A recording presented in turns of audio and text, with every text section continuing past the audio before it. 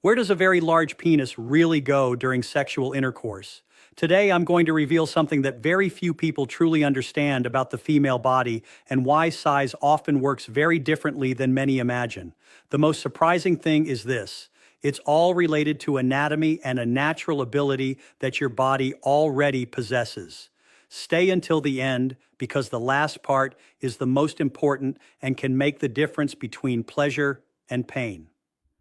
Let's start with the first point, the space inside the pelvis. At first glance, this area may seem small and quite limited. At the front is the pubic bone.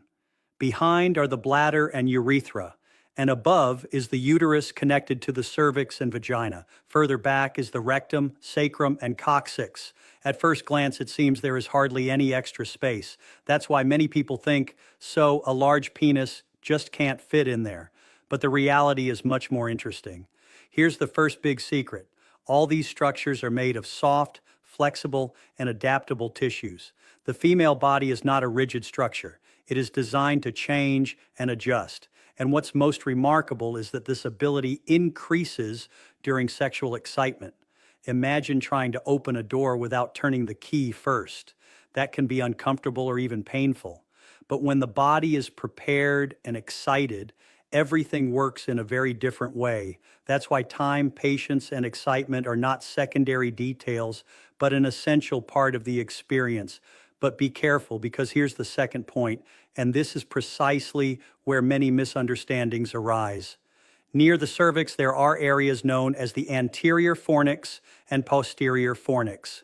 Although these terms may seem complex, you can imagine them as flexible spaces capable of adapting to movement and generating more space. The anterior fornix allows the uterus to move slightly up and back, thus creating additional space.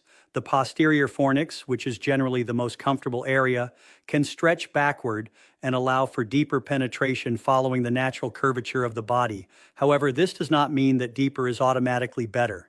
And here's the most important point. If the movements are too abrupt, if the position is not adequate, or if there is a lack of communication, the penis can hit the cervix, which is often quite painful.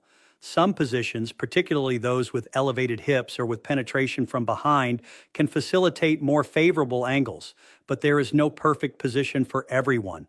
And here's the truth that is rarely talked about. The problem is rarely just size. What really matters is excitement, the body's ability to adapt, and above all, communication between the two people, because pleasure does not only depend on anatomy, but also on understanding the body and respecting the signals it sends.